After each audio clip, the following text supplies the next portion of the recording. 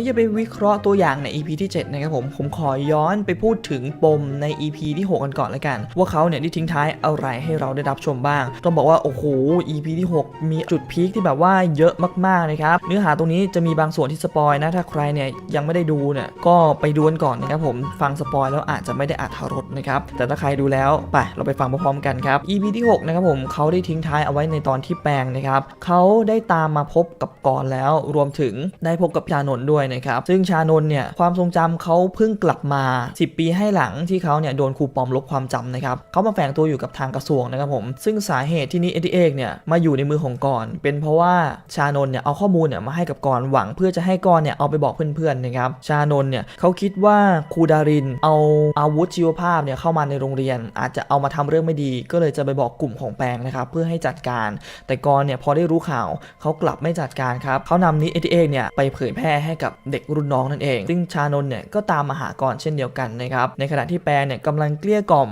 ให้กรเนี่ยกลับไปกับเขาและแปงจะช่วยปกป้องกรเองโดยที่จะเล่าเรื่องทั้งหมดนะครับผมที่กรทำไปเนี่ยให้กับผอ.ได้รับฟังและจะบอกให้เพื่อนๆทุกคนเนี่ยอภัยให้กับกรซึ่งกรเนี่ยเขาก็บอกว่าอภัยเหรอเขาไม่ต้องการการอภัยครับเพราะว่าเขาเชื่อว่าสิ่งที่เขาทำเนี่ยมันเป็นสิ่งที่ถูกต้องแปงก็เลยถามกรไปว่ามึงอยู่กับความคิดที่มันชั่วร้ายแบบนี้เนี่ยมานานแค่ไหนแล้วเนี่ยและชานนท์เนี่ยก็บอกว่าตอนนี้เนี่ยครูดารินมาถึงแล้วกำลังจะขึ้นมาภายใน5 นาทีซึ่งขณะที่ชานนท์เนี่ยกับแปงกำลังคุยกันอยู่นะครับกรก็ขึ้นไปยืนอยู่บนระเบียงของห้องนะครับแล้วก็บอกกับแปงว่ามันสายไปแล้วแหละแปงรวมถึงเขาเนี่ยหยิบนิดเอกนะครับผมขึ้นมากระดกแล้วก็บอกว่าคลาสกิฟแม่งเหี้ยแล้วเขาก็กระโดดลงไปเลยครับผมตรงนี้เนี่ยเป็นอะไรที่พีคมากๆผมนี่แบบร้องเหี้ยเลยนะฮะคือแบบว่าโอ้โหซึ่งศักยภาพของกรนะครับผมก็คือการฟื้นฟูสภาพร่างกายฟื้นฟูเซลล์ในร่างกายของเขาได้รวดเร็วนะครับก็เลยทำให้ร่างกายของเขาเนี่ยสมบูรณ์แบบโดยที่ไม่ต้องหลับนะครับผมเลยคิดว่าการที่กรเนี่ยหยิบนิดเอกเนี่ยขึ้นมากินก่อนที่เขาเนี่ยกระโดดลงไปเพื่อที่จะให้ศักยภาพของเขานะครับผมมีความบกพร่องนะครับอย่างกับตอนที่ไทม์เนี่ยใช้ศักยภาพณที่เขาเนี่ยกำลังปวดหัวอยู่กำลังมีไวรัสเนี่ยอยู่ในสมองนะครับไทม์ก็ใช้ศักยภาพของเขาเนี่ยได้ไม่เต็มที่พอตามหากรเสร็จเนี่ยเขาก็ถึงกับปวดหัวแล้วก็ต้องส่งตัวเนี่ยเข้าไปรักษาเลยนะครับผมก็เลยคิดว่าที่กรเนี่ยหยิบนิดเอกเนี่ยมากระดกกินก่อนที่จะกระโดดลงไปอาจจะอยากให้ศักยภาพของตัวเองเนี่ยบกพร่องเพื่อไม่รักษาตัวเองนะครับผมพอลงไปแล้วหัวกระแทกพื้นเนี่ยศักยภาพไม่ทำงานนะครับผมก็เลยทำให้เขาเนี่ยต้องตายเมื่อแปงเห็นแบบนั้นเนี่ยเขาก็ถึงกับช็อกเลยครับผมชานนท์เนี่ยเลยต้องพาตัวแปงเนี่ยเข้ามาหลบอยู่ห้องข้างในนะครับครูดารินเข้ามาไม่พบกรอยู่ข้างในแต่ว่ามีคนในกระทรวงเนี่ยเห็นศพกรเนี่ยอยู่ข้างล่างทั้งหมดเนี่ยก็เลยรีบวิ่งลงไปข้างล่างนะครับแปงเนี่ยก็มานั่งร้องไห้ในห้องหลังจากนั้นนะครับผมแปงเนี่ยก็กลับมาเพื่อจะมาดูอาการของไทม์ว่าเป็นอย่างไรบ้างนะครับแต่สุดท้ายแล้วเนี่ยแปงก็ต้องมาพบกับสิ่งที่มันน่าเศร้าอีกครั้งหนึ่งเมื่อเขาเนี่ยเห็นเกรซนะครับผมกำลังยืนร้องไห้อยู่เมื่อเกรซเห็นแปงเกรซก็เดินหนีไปเลยครับแล้วครูปอมก็ออกมาจากห้องของไทม์ครูปอมบอกกับแปงว่าไทม์ตายแล้วโหตรงนี้มันเป็นอีกจุดหนึ่งที่พีคที่แบบว่าผมแบบฮะไทม์ตายซึ่งถ้าเป็นเด็กกิฟต์รุ่นใหม่เนี่ยไทม์เนี่ยเด่นสุดผมคิดว่าไทม์เนี่ยมาเป็นพระเอกในรุ่นเล็กเลยนะเป็นพระเอกรุ่นเล็กอะไทม์ตายอันนี้เนี่ยไม่รู้ว่าซีรีส์เนี่ยจะหลอกเราหรือเปล่าแกงคนดูอีกหรือเปล่าหลอกว่าไทม์ตายครูปอมเนี่ยวางแผนกับเกรซหรือเปล่าแล้วแบบไทม์อาจจะโผล่มาที่หลังก็ได้แต่ว่าเขาจะสลับหักมุมอะไรกับเราขนาดนั้นอันนั้นต้องลุ้นใน EP ต่อๆไปแล้วตอนนี้เราเชื่อว่าไทม์ตายก่อนละกันโอเคหลังจากนั้นเนี่ยไทม์ตายนะครับผมแปงเนี่ยได้ยินก็โอ้โหร้องไห้เลยเพราะว่าเหมือนสิ่งที่เขาเนี่ยพยายามทำมาทั้งหมดมันสูญเปล่าเลยครับผมให้ไทม์ตามหากรไทม์เนี่ยใช้ศักยภาพทั้งที่ตัวเองเนี่ยยังติดไวรัสอยู่ทำให้เขาเนี่ยต้องเสียชีวิตนะครับรวมถึงไปตามหากร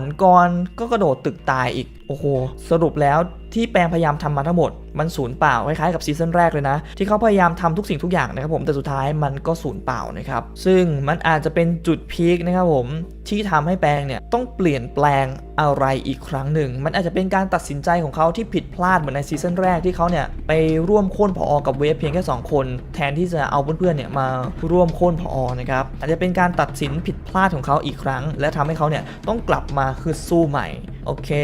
เดี๋ยวหลังจากนี้นะครับผมเดี๋ยวผมจะไปวิเคราะห์ตัวอย่างใน EP ที่ 7 กันนะครับต้องบอกว่าตัวอย่างเนี่ยให้เรามาได้น้อยมากๆวิเคราะห์ได้น้อยนะตัวอย่างเนี่ยก็เปิดมาให้เราได้เห็นว่าท่านพิเชษนะครับกำลังคอกับผอ.อยู่บอกว่าการที่เราปิดข่าวว่านักเรียนตายเนี่ยมัน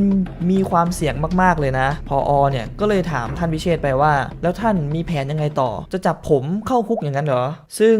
แผนของท่านพิเชษเนี่ยไม่น่าจะเป็นการจับผอ.เนี่ยเข้าคุกหรอกเพราะว่าถ้าเราดูในตัวอย่าง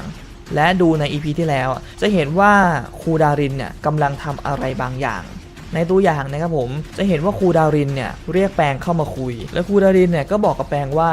มันไม่ใช่ความผิดของเธอเลยเรื่องทั้งหมดเนี่ยมันเป็นความผิดของผอ.สุพจน์เหมือนครูดารินต้องการที่จะโยนความผิดให้กับผอ.หรืออาจจะต้องการให้แปงนะครับผมเข้ามาช่วยครูดารินในการกำจัดผอ.นะครับซึ่งเราก็จะเห็นว่าตอนนี้เนี่ยมีคนของกระทรวงเนี่ยเดินเข้ามากับครูดารินเยอะแยะมากมายอาจจะเป็นการมายึดอำนาจซึ่งนี่อาจจะเป็นแผนของท่านพิเชษและครูดารินเนี่ยร่วมมือกันเพื่อที่จะมายึดอำนาจผอ.โดยที่เขาเนี่ยไม่ใช้นิด SA กับผอ.ตั้งแต่แรกนะครับอันนี้อาจจะเป็นแผนของครูดารินนะเพราะว่าเขาขอเวลาท่านพิเชษเนี่ยว่าจะขอจัดการเรื่องนี้เองแปเนี่ยก็เลยบอกกับครูดารินไปว่าถ้าครูดารินเนี่ยมีอะไรให้ผมช่วยก็บอกนะครับตัดมาที่ฉากต่อมาครับเป็นฉากที่แปงเนี่ยมาหาเกรซนะครับซึ่งเกรซเนี่ยก็ร้องไห้เสียใจที่ไทม์เสียชีวิตอยู่เหมือนแปงจะเข้ามาปลอบใจนะครับผมว่าแบบว่าไม่ให้เกรซเนี่ยร้องไห้หรือเสียใจนะทำใจดีๆอะไรอย่างนี้แหละเกรซเนี่ยก็บอกกับแปงว่าพี่คิดว่ามันง่ายเหรอเพื่อนหนูตายไปทั้งคนนะอันนี้อาจจะเป็นจุดแตกหักระหว่างรุ่นพี่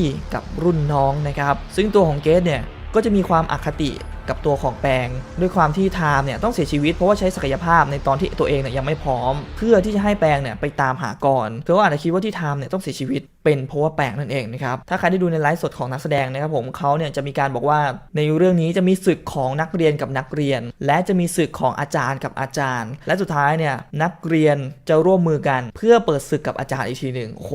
ตอนนี้ศึกนักเรียนกับนักเรียนเนี่ยระหว่างแปงกับกรแอนตี้กิฟเต็ดเนี่ยมันได้จบลงไปแล้วจะยังคงมี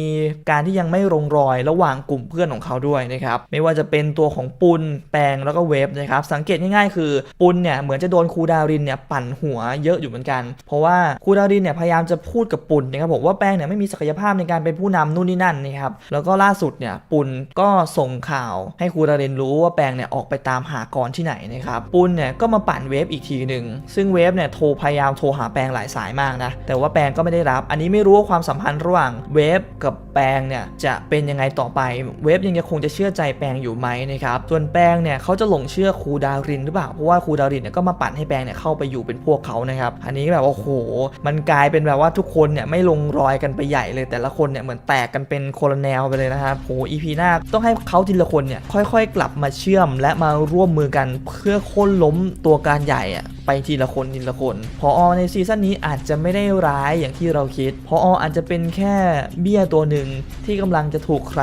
บางคนนะครับผมยืมมือเด็กนักเรียนเนี่ยกินเบี้ยตัวนี้ก็ได้นะ